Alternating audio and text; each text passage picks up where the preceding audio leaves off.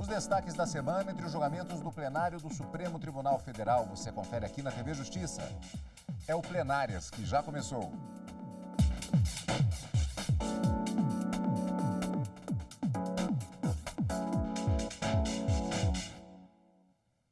Hoje com os principais momentos das sessões dos dias 4 e 5 de março de 2020. Na verdade, novamente, uma maratona de 3 sessões plenárias, como tivemos o feriado do Carnaval, como tem acontecido já há algum tempo. Por exemplo, também vai acontecer na Semana Santa, naquela semana que é caracterizada por uma movimentação menor e pela existência de feriado. Nós temos a sessão extraordinária na manhã da quarta da semana anterior e também da semana seguinte, foi exatamente o que aconteceu agora. E com um detalhe, uma curiosidade, direito eleitoral e matéria política é o título do tema que predominou durante todos os julgamentos da semana.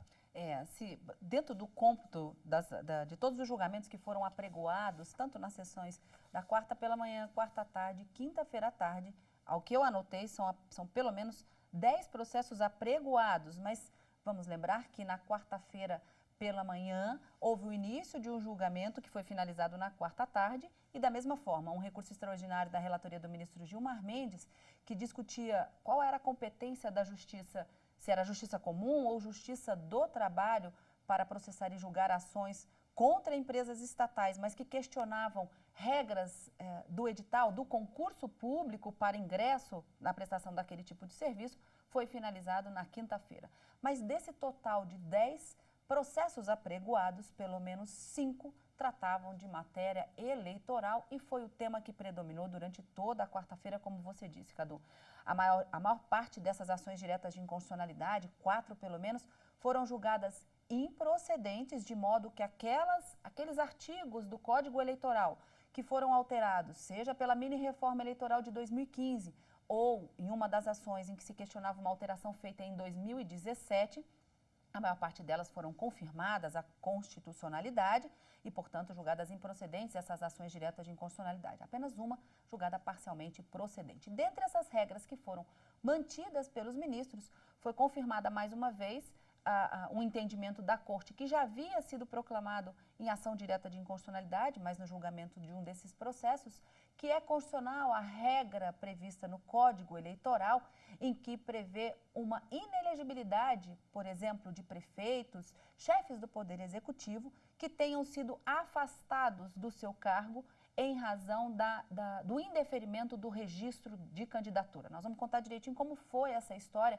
de um prefeito de um município do estado de Minas Gerais, que concorreu às eleições, apesar de ter o indeferimento do seu registro, ele conseguiu concorrer sub júdice, a gente diz, né? Mesmo com ordem judicial, ganhou as eleições, mas quando chegou no Tribunal Superior Eleitoral, foi confirmado o registro da sua candidatura, tendo tornado ele inelegível. Então, aqui era um questionamento envolvendo não o Código Eleitoral, mas sim a Lei da Inelegibilidade de 1990, com uma alteração proporcionada em 94, que também foi confirmada a sua constitucionalidade. Então, Código Eleitoral, Lei dos Partidos Políticos, Lei da Inelegibilidade, tudo isso é matéria que foi discutido, são matérias, perdão, que foram discutidas na quarta-feira. E na quinta-feira, retomado o julgamento do recurso extraordinário da relatoria do ministro Gilmar Mendes sobre essa competência da Justiça Comum Estadual ou do Trabalho para discutir questões envolvendo empregos públicos, empresas estatais, mas regras vinculadas ao concurso, foi finalizado na quarta-feira. Recurso extraordinário com repercussão geral reconhecida, deve alcançar muitas pessoas, muitos processos que estavam aguardando esse julgamento, além de matéria processual também. Ou seja, como você disse, Cadu, e a gente sempre brinca, uma maratona de julgamentos nessa semana no plenário. Portanto, temas eleitorais foram predominantes nas pautas das sessões plenárias desta semana. Não foram os únicos temas, mas foi a predominância geral. E nós vamos conferir agora um pouco dessas expectativas com relação exatamente a direito eleitoral e matéria política na reportagem. Um dos recursos é o apresentado pelo Ministério Público Eleitoral, em que se discute a possibilidade de novas eleições sempre que o registro de candidatura for indeferido.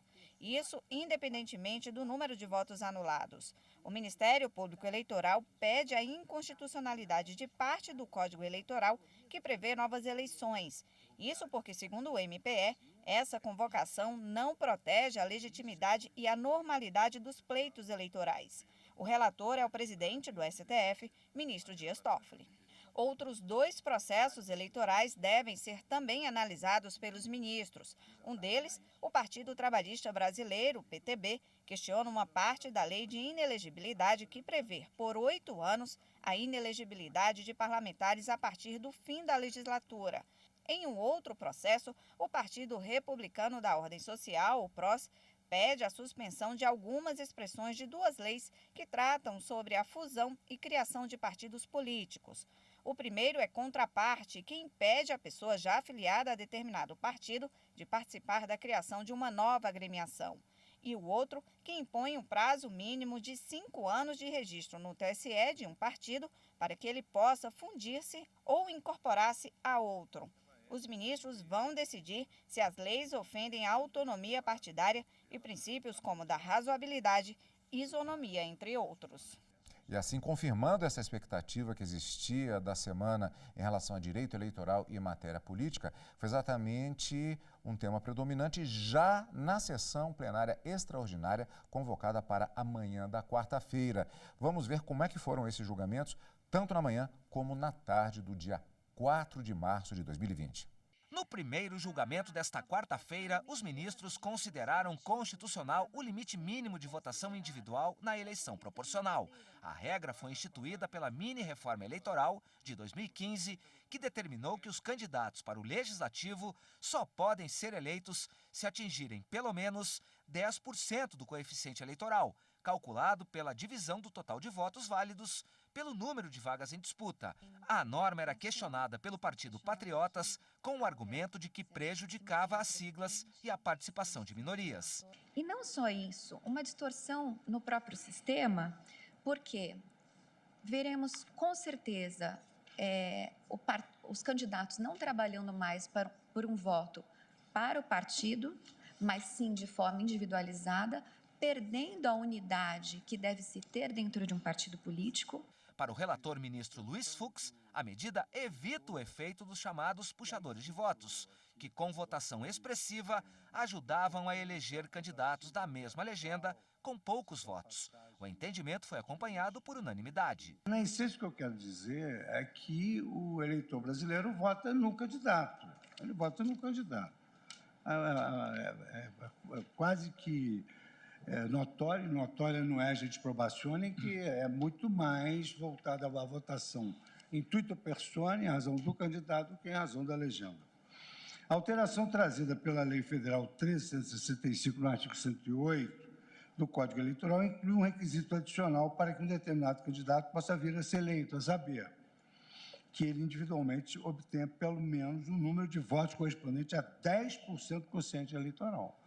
Caso o partido esgote a lista de candidatos que individualmente observe este requisito, dispõe o parágrafo único deste mesmo artigo que o partido deixa de ocupar cargos que lhe seriam atribuídos de acordo com o quociente partidário e estes cargos entram na divisão de cadeiras sobrantes. Então, na essência, pelo que nós temos visto coloquialmente, o que se quer evitar é aquele puxador de votos que leva candidatos que não têm, digamos assim, talvez a mesma expertise de outros candidatos que foram individualmente votados exatamente pelo seu preparo para a vida política. Certa feita, ministro Fux, o Enéas, o famoso já falecido Enéas, político do Estado de São Paulo, teve milhões de votos para o parlamento e não havia essa regra.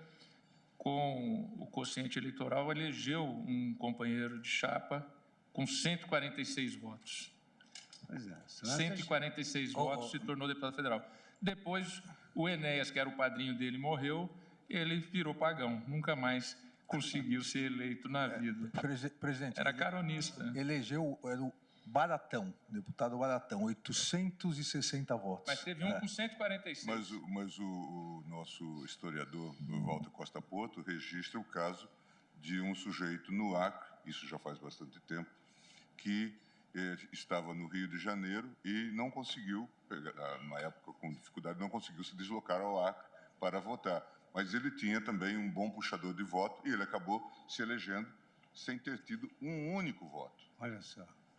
A reforma eleitoral veio para acabar com essas distorções. Então, eu já verifico que os colegas têm a perfeita noção de que essa reforma eleitoral foi útil sob o ângulo da democracia e da soberania popular. É justamente em face desta disposição que o requerente se insurge buscando a declaração de inconstitucionalidade. E eu estou, senhor presidente, concluindo pela constitucionalidade desse dispositivo, ressaltando exatamente que em todas as democracias do mundo, o que se dá valor é exatamente a essa manifestação de vontade intuito personae. E aí eu digo, dados obtidos na última eleição demonstram que, segundo informações constantes do sítio eletrônico da Câmara dos Deputados, a aplicação da cláusula de desempenho individual mínimo, ora impugnada, impediu a eleição de 8 candidatos em todo o país, 7 deles pelo Estado de São Paulo e 1 pelo Estado do Rio Grande do Sul. Os candidatos impedidos por força da atual disposição do artigo 108 somaram todos juntos 171 mil votos. Por sua vez, os candidatos eleitos que se beneficiaram dessa reforma eleitoral somaram 6 vezes mais, 609 mil votos.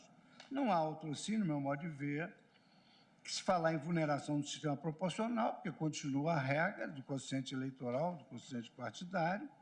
Eu cito aqui também, digamos assim, exemplos do folclore eleitoral, como esse citado pelo ministro Gilmar Mendes. Temos o caso de um artista da área circense que levou inúmeros candidatos também ao parlamento em razão da sua alta popularidade e, com base em doutrina nacional e estrangeira sólidas, eu entendo que a Constituição não desceu a minúcias e deixou por conta do legislador, que fez uma escolha, no meu modo de ver, uma escolha razoável. Nós, em regra, devemos deferência ao Poder Legislativo, em razão de que é a instância hegemônica no Estado democrático, fez uma escolha dentro da razoabilidade, é quase que um tema interna corporis, preferiram assim. Então, eu estou, senhor presidente, encaminhando o meu voto no sentido de julgar improcedente o pedido. O principal é o pedido subsidiário, deduzidos pelo partido requerente, com a devida vênia, muito bem sustentado aqui pela doutora Karina Cufa, mas eu estou propondo declarar a constitucionalidade do artigo 4º da Lei Federal 13.165, na parte que deu nova redação ao artigo 108, e não sem destacar que utilizei-me de inúmeras passagens da liminar conferida por Vossa Excelência. Então, eu estou julgando, declarando a constitucionalidade do artigo 4º. Também foi julgada a ação sobre as chamadas sobras eleitorais, que são as vagas para deputados e vereadores que não foram preenchidas de acordo com a fórmula eleitoral. Os ministros confirmaram que todos os partidos que concorreram na eleição podem participar da divisão dessas vagas. A partir das sobras eleitorais, cuidou o Congresso Nacional de optar por uma entre as várias fórmulas possíveis para disciplinar a distribuição das cadeiras não preenchidas após a aplicação dos divisores previstos na legislação de regência, sem discrepar do cerne do sistema de representação proporcional. Ainda na pauta política e eleitoral, foi concluída a análise da validade de dispositivo da Lei dos Partidos Políticos, alterada em 2015, sobre a criação, fusão e incorporação de legendas.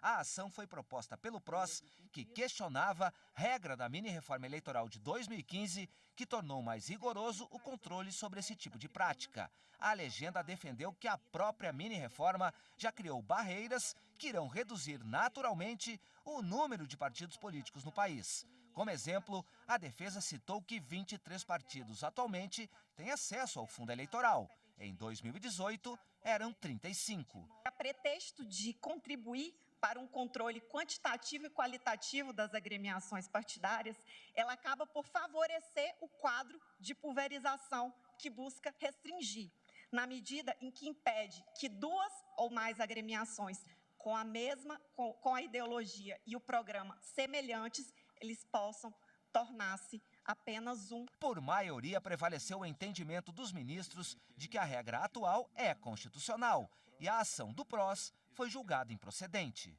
Neste sentido, dotada de razoabilidade fundada em princípios constitucionais, a lei impugnada, na minha compreensão, repito, e com respeito às compreensões contrárias, não se mostram sustentáveis os argumentos contrários às normas constitucionais na forma posta na muito bem preparada petição inicial, mas, por não vislumbrar contrariedade a princípios ou a regras constitucionais, nas expressões postas nos dispositivos impugnados, eu voto no sentido de julgar improcedente a presente ação direta de inconstitucionalidade, reafirmando a medida cautelar. E no próximo bloco nós vamos exatamente rever essas questões de direito eleitoral nas sessões plenárias da quarta-feira. E ainda os principais momentos do plenário na sessão plenária da quinta-feira, dia 5 de março. Tudo isso aqui no Plenárias, TV Justiça.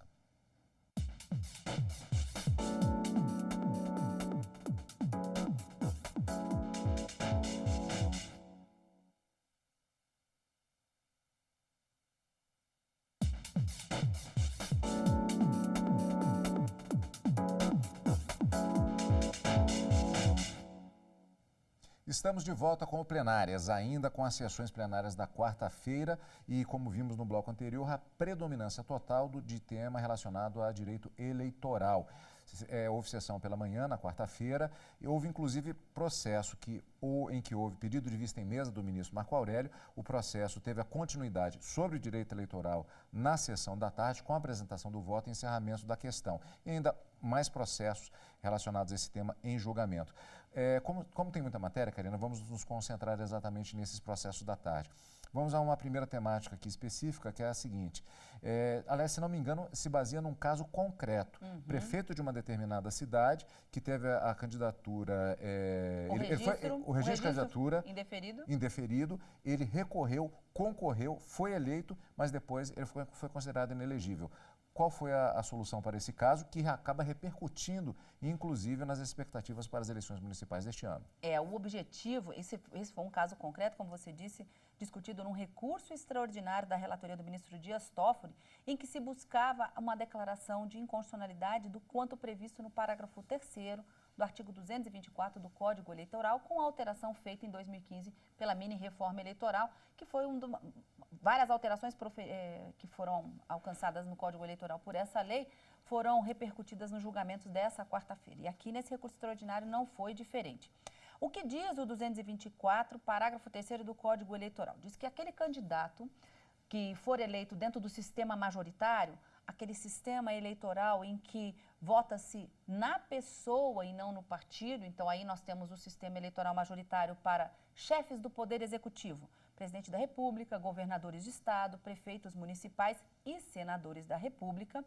Haverá, se houver o indeferimento do registro da candidatura, de modo que eles não poderiam concorrer àquele pleito, diz o 224, parágrafo 3º, com a redação dada pela mini-reforma a partir de 2015, devem ser convocadas novas eleições para que o cargo seja preenchido, quando houver esse indeferimento do registro da candidatura e outros dois casos. Mas nesse caso concreto, tratava-se exatamente de um prefeito de um município do estado de Minas Gerais, que em 2016 foi eleito, apesar de ter do seu registro da candidatura ter sido negado pela Justiça Eleitoral, porque a Justiça Eleitoral entendeu naquele momento que ele estaria inelegível, porque em 2012, quando já era prefeito desse mesmo município, as suas contas não teriam sido aprovadas pelo tribunal, confirmando assim a sua inelegibilidade. Então, quando ele fez o registro para concorrer novamente à prefeitura em 2016, o registro foi negado.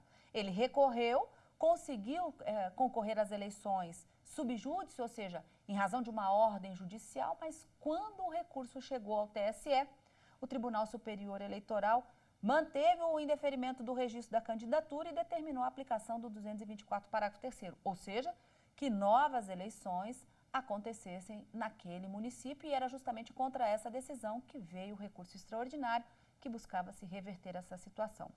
E nesse julgamento, foi até bastante rápido, os ministros acabaram confirmando uma decisão proferida em sede de ação direta de inconstitucionalidade aqui no Supremo, de que esse dispositivo é constitucional, e acabou julgando improcedente esse recurso extraordinário, confirmando assim essa decisão do Tribunal Superior Eleitoral. Novas eleições, quando houver o indeferimento do registro da candidatura, nas eleições em que forem realizadas dentro do sistema majoritário, independentemente do número de votos que foram anulados. Karina, outra matéria eleitoral também que foi debatida e o julgamento foi finalizado no plenário nesta semana foi relativa à criação de novos partidos. Dispositivo específico que tratava, é necessário que sejam feitas assinaturas, coleta de assinaturas para legitimar a criação de um novo partido. Mas há uma previsão, melhor dizendo, já que ela foi mantida, já adiantando o resultado, no sentido de que, por exemplo, nós vamos fazer assinatura que aderimos a um partido X. Aí eu sou vinculado já a outro partido, a minha assinatura não vale. Isso foi questionado. Exatamente, Cadu. Os ministros acabaram decidindo que essa pessoa que já era afiliada a um partido político não pode apoiar a criação de um novo partido como uma regra existente para essa criação. Então, a norma que proíbe essa contabilização de filiados a outros partidos para a criação de um novo é constitucional. Os ministros confirmaram essa constitucionalidade. Um outro ponto também, na lei dos partidos políticos que era questionado, era acerca do prazo mínimo de existência desse partido político para a possibilidade da sua fusão com outro ou a sua incorporação a um outro partido. De acordo com a legislação, é preciso que o partido tenha no mínimo 5 anos para que a fusão e a incorporação aconteça. Isso também era questionado nessa ação direta de inconstitucionalidade, que os ministros acabaram também confirmando que não há qualquer violação de nenhum dispositivo constitucional e que essas exigências, tanto para a criação dos partidos políticos como para fusão e incorporação, são absolutamente constitucionais, opção do legislador. Bom, esses foram os destaques, alguns dos destaques em relação à matéria eleitoral nos julgamentos das sessões plenárias desta semana, só que teve mais temas também, vamos conferir como foi a sessão plenária da quinta-feira. O Supremo Tribunal Federal julgou o recurso que questionava a competência da Justiça Comum Estadual para julgar ações de candidatos em processo seletivo contra empresas públicas. Vamos conferir como foi o julgamento. Para o relator, ministro Gilmar Mendes, questões pré-contratuais devem ser resolvidas pela Justiça Estadual e fixou a tese de que ações que questionam a forma de contratação em empresas públicas devem ser julgadas pela Justiça Comum Estadual. Compete à Justiça Comum processar e julgar controvérsias relacionadas à fase pré-contratual de seleção e admissão de pessoal e eventual nulidade de certame em face da administração pública, direta e indireta, nas hipóteses em que é adotado o regime seletista de contratação de pessoal. Já o ministro Edson Fachin divergiu por entender que o caso em específico deveria ser analisado pela Justiça do Trabalho, pois o candidato estava trabalhando quando foi afastado por irregularidades apuradas no concurso. Sendo o empregado e o emprego em curso regido por contrato firmado consoante normas trabalhistas, a competência para controvérsias relacionadas a esse vínculo que já está formado deve ser dirimidas na Justiça Especializada Laboral. No entanto, os demais ministros seguiram o entendimento do relator por negar o recurso. Mais interessante é que o próprio trabalhador ingressou na Justiça Comum. Essa decisão recorrida é uma decisão do Tribunal de Justiça do Estado do Rio Grande do Norte, que afastou a arguida incompetência material da Justiça Estadual. Ou seja, o trabalhador, sentindo-se lesado, ele recorreu a quem? Recorreu à Justiça Comum e lá foi questionar o quê? O concurso público. A competência para processar e julgar controvérsias nas quais se suscitam questões afetas à fase pré-contratual de seleção, de admissão de pessoal e eventual nulidade do concurso público em face da pessoa jurídica e direito privado. Essas questões são jurídico-administrativas sujeitas à cognição da Justiça Comum. Preciso distinguir entre a fase do concurso público, especificamente, de direito administrativo, submetida às regras constitucionais do concurso, e o regime que vincula alguém, se for na autarquia, submete-se ao concurso e é estatutário não obstante seja da administração indireta. Se for uma empresa como esta, vincula-se, submete-se ao regime trabalhista, em que peça tem que passar pelo concurso público. O que é de direito administrativo é este momento de concurso público que, portanto, determina, pela natureza da matéria, competência da Justiça Comum, como foi aqui acentuado. A atuação da Justiça do Trabalho pressupõe uma relação de trabalho já estabelecida. E o conflito dirimido na origem diz respeito em si à fase pré-contratual, a fase alusiva ao concurso público. A tese de que é competência da Justiça Comum dos Estados julgar questões pré-contratuais em concursos vai servir de referência para mais de 1.500 casos semelhantes em tribunais de todo o país. Karina, aqui acho que talvez até tive essa impressão, para fazer um gráfico, porque são elementos que você pode cruzar aqui para resultar. Existe até um livro, Justiça Civil em Gráficos, uma coisa mais ou menos assim, que você pode fazer uma relação exatamente do prosseguimento. Porque aqui você tem as seguintes questões. Primeiro, antes e depois do concurso. E a quem cumpre fazer o julgamento, um conflito de competência. Como é que fica essa questão? A grande discussão nesse recurso extraordinário, que acabou ficando decidido, que essas matérias que envolvam a discussão acerca da classificação que a pessoa teve no concurso, regras do concurso, critérios de seleção e admissão antes da pessoa tomar posse, se essas são as questões que devem ser discutidas, os ministros do Supremo disseram, é a Justiça Comum quem deve apreciar, processar e julgar, não é a Justiça do Trabalho. Mas aqui se tratava de um caso concreto de uma pessoa que foi classificada no concurso, ela chegou a tomar posse e trabalhar, mas depois, em razão de uma reanálise do sistema de classificação, verificou-se que ele não poderia tomar posse. E aí a administração a empresa acabou afastando ele do cargo para dar posse a outro. Então a discussão ele se sentiu prejudicado e recorreu para dizer assim, não, veja, os critérios lá do concurso, da classificação estavam errados. E aí a pergunta essa discussão deve ser feita na Justiça Comum ou na Justiça Especial do Trabalho? O ministro Edson Fachin ficou vencido nesse recurso extraordinário porque ele entendia que, não obstante a discussão envolvesse essa fase pré-contratual, como a gente viu na matéria, essa fase no processo administrativo ainda de critérios de seleção e admissão, o candidato ele já havia tomado posse, ele já era um empregado público e que teria sido afastado em razão dessa classificação nova, dessa nova contagem que aconteceu.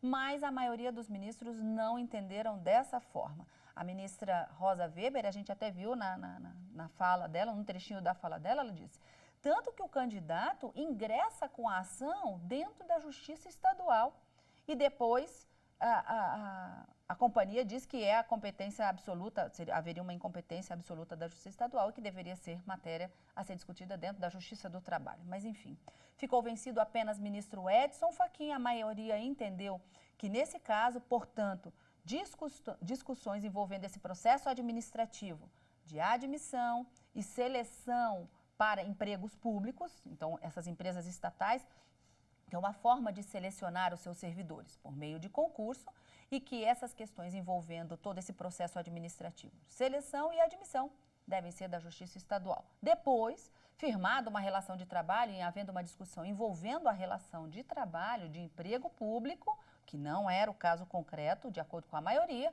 aí sim vai para a Justiça do Trabalho. Essa foi a decisão, a principal decisão tomada na quinta-feira. E assim fechamos esta semana de julgamentos, com o encontro marcado já na próxima semana. Na próxima semana, encontro marcado já no Direto do Plenário, quartas e quintas-feiras, a partir das 14 horas, e no final de semana com plenárias. Obrigado pela sua companhia, como sempre, e continue conosco aqui, na TV Justiça.